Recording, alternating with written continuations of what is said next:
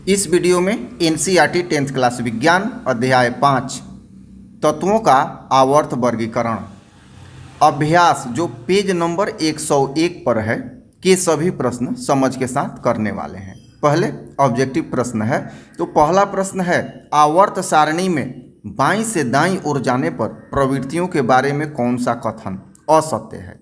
ध्यान दीजिएगा, यहाँ असत्य पूछ रहा है। तो यहाँ कथन सी पर विचार करते हैं। आवर्त सारणी में बाईं से दाईं ओर जाने पर परमाणु आसानी से इलेक्ट्रॉन का त्याग नहीं करते हैं। दूसरा प्रश्न, तत्व XCl2 का सूत्र वाला एक क्लोराइड बनाता है जो एक ठोस है तथा जिसका गलनांक अधिक है। आवर्त सारणी में यह तत्व संभवतः किस समूह के अंतर्गत होगा। देखिए, यहाँ आवर्त सारणी से प्रश्न है, ध्यान दीजिए। क्लोराइड XCl2 से स्पष्ट है कि X की संयोजकता 2 होगी। पहले देख लीजिए, उसके बाद समझना है। अर्थात X दूसरे स्तंभ का सदस्य होगा जो दिए गए विकल्प में Mg होगा। यहाँ पर XCl2 बना रहा है, तो हम जानते हैं कि जब भी यौगिक बनता है तो यहाँ पहले क्या होता है, धातु, उसके बाद अधातु। तो यहाँ 2 लगा हुआ है, तो इसकी संयोजकता इस पे आती है और इसकी इस पे। क्लोरीन का 1 है तो 1 लिखते नहीं हैं। यहाँ X जो भी है उसकी संयोजकता 2 है, अर्थात आधुनिक आवर्त सारणी के दूसरे स्तंभ का सदस्य होगा और ये धातु होगा। तो दिए गए विकल्प में से जो दिया हुआ है यहाँ Mg ये होगा, क्योंकि मैग्नीशियम दूसरे स्तंभ का सदस्य है, इसकी संयोजकता 2 है जो यहाँ क्लोरीन पे शो कर रहा है। तीसरा नंबर प्रश्न, किस तत्व में, अब ए है, 2 कोष हैं तथा दोनों इलेक्ट्रॉनों से पूरित हैं, ये कह रहा है। तो आइए देखते हैं। चूंकि पहले और दूसरे कोष पूर्णतः भरे हैं, इसलिए कुल इलेक्ट्रॉन की संख्या 2 + 8 = 10 होगी और परमाणु संख्या भी 10 हो जाएगी। आवर्त सारणी से यह स्पष्ट होता है कि यह तत्व नियान है। कैसे है, चलिए पता करते हैं। हम जानते हैं कि कोषों में इलेक्ट्रॉन की संख्या 2n² के रूप में भरती है, अर्थात पहले में अधिकतम 2, दूसरे में अधिकतम 8।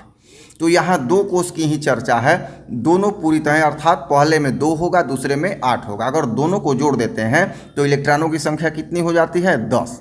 और हम जानते हैं कि जितनी इलेक्ट्रॉन की संख्या होती है उतने प्रोटॉन की होती है और वही परमाणु संख्या होता है। बी प्रश्न, इलेक्ट्रॉनिक विन्यास 2 8 2 है, तो इसमें कुल इलेक्ट्रॉन की संख्या 12, क्योंकि इलेक्ट्रॉन की संख्या से ही इलेक्ट्रॉनिक विन्यास निश्चित होता है। इलेक्ट्रॉन की संख्या 12 होगी, इसलिए यह तत्व Mg होगा, मतलब मैग्नीशियम होगा। देखिए यहाँ 2 8 2 अर्थात 3 सेल हैं और अंतिम में संयोजी इलेक्ट्रॉनों की संख्या 2 है। तो यहाँ पे कुल इलेक्ट्रॉन की संख्या जब जोड़ते हैं तो 12, परमाणु संख्या 12 हो जाएगी और 12वें नंबर पर मैग्नीशियम होगा। सी नंबर, कुल 3 कोष हैं तथा संयोजकता कोष में 4 इलेक्ट्रॉन हैं। देखिए, संयोजकता का मतलब होता है अंतिम कोष में। आइए उत्तर देखते हैं। कुल 3 कोष हैं और अंतिम कोष में 4 इलेक्ट्रॉन हैं, इसलिए कुल इलेक्ट्रॉन की संख्या 14 होगी। फलतः परमाणु संख्या भी 14 होगा और यह तत्व सिलिकॉन होगा। 14 कैसे होगा, तो पहले में 2 होगा, दूसरे में 8 होगा, तो 8 2 10, और कह रहा है कि अंतिम में 4 है, तो 14 हो गया और इसलिए 14वें नंबर पर सिलिकॉन होगा।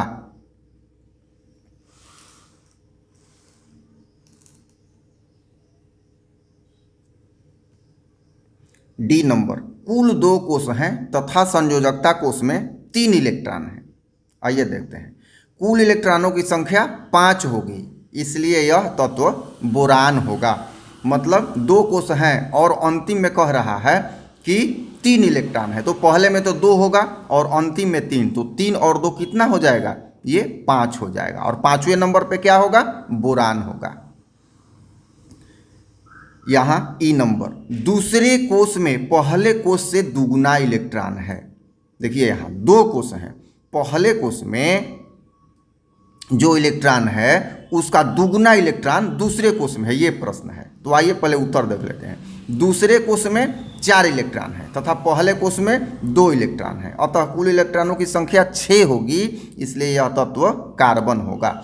हम जानते हैं कि पहले में 2 ही होगा और दूसरा में कह रहा है कि दुगुना है, तो पहला में 2 है तो दूसरा कोष में 4 होगा और दोनों को जोड़ दिया जाए तो ये क्या हो जाएगा, 6 हो जाएगा। इसलिए यह तत्व क्या होगा, परमाणु संख्या 6 वाला कार्बन होगा। चौथा नंबर प्रश्न, चौथा का ए है, आवर्त सारणी में बोरान के स्तंभ के सभी तत्वों के कौन से गुणधर्म समान हैं। कह रहा है कि आवर्त सारणी में जो बोरान स्तंभ है, मतलब जिस स्तंभ में बोरान है, उसके सभी तत्वों के कौन से गुणधर्म एक समान है। उत्तर लिखेंगे, आवर्त सारणी में बोरान स्तंभ के सभी तत्व के संयोजी इलेक्ट्रॉनों की संख्या 3 है। यहाँ बोरान जिस स्तंभ में है उस स्तंभ के सभी तत्वों की परमाणु संख्या 3 होगी, क्योंकि बोरान के संयोजी इलेक्ट्रॉन की संख्या 3 है, तो जितने भी इस स्तंभ में सदस्य हैं सभी एक समान गुणधर्म वाले होंगे। बी नंबर, आवर्त सारणी में फ्लोरीन के स्तंभ के सभी तत्व के कौन से गुणधर्म समान हैं। यहाँ फ्लोरीन की बात कर रहा है, तो आवर्त सारणी में फ्लोरीन वाले स्तंभ में सभी तत्वों की संयोजकता 1 है, क्योंकि सबके बाहरी कक्षा में 7 इलेक्ट्रॉन हैं और ये सभी अधातु हैं। तो फ्लोरीन के स्तंभ में जितने भी हैं सबके संयोजी इलेक्ट्रॉनों की संख्या 7 है और इसलिए इसकी संयोजकता 1 हो जाएगी और सभी एक समान गुणधर्म प्रदर्शित करेंगे। पांचवा नंबर प्रश्न, एक परमाणु का इलेक्ट्रॉनिक विन्यास 2, 8, 7 है। यहाँ पर क्वेश्चन नंबर ए कर रहा है, इस तत्व की परमाणु संख्या क्या है। तो उत्तर होगा इलेक्ट्रॉनिक विन्यास 2, 8, 7 है, इसलिए इसकी परमाणु संख्या 17। तीनों को जोड़ देंगे, सीधी सी बात है। तो जोड़ने के बाद क्या होगा, 17 होगा, परमाणु संख्या 17। क्वेश्चन बी, निम्न में किस तत्व के साथ इसकी रासायनिक समानता होगी। परमाणु संख्या कोष्टक में दी गई है। यहाँ पे N है 7, F मतलब नाइट्रोजन 7, फ्लोरीन 9, यहाँ पर है फास्फोरस 15 और आर्गन 18। तो यहाँ देखते हैं, ये नाइट्रोजन 7 का इलेक्ट्रॉनिक विन्यास 2,5, फ्लोरीन का इलेक्ट्रॉनिक विन्यास 2,7, फास्फोरस का इलेक्ट्रॉनिक विन्यास 2,8,5, आर्गन का 2,8,8। अब ये जो पहले इलेक्ट्रॉनिक विन्यास क्वेश्चन में दिया हुआ है 2, 8, 7 अर्थात 17, तो ये जो 7 है किसके अंतिम में 7 है, तो फ्लोरीन के। तो यहाँ लिखेंगे, स्पष्ट है कि फ्लोरीन के इलेक्ट्रॉनिक विन्यास के अंतिम कक्षा में 7 इलेक्ट्रॉन हैं, इसलिए दिए गए तत्व क्लोरीन से फ्लोरीन के गुणधर्म एक समान है, क्योंकि यहाँ F जो है इसके अंतिम में 7 है, अर्थात संयोजी इलेक्ट्रॉनों की संख्या 7 है। और प्रश्न में भी कह रहा है कि 2,8,7 अर्थात वो क्लोरीन होगा जिसके अंतिम कक्षा में 7 इलेक्ट्रॉन है, तो उससे ये मैच करेगा, गुणधर्म एक समान होगा, F फ्लोरीन।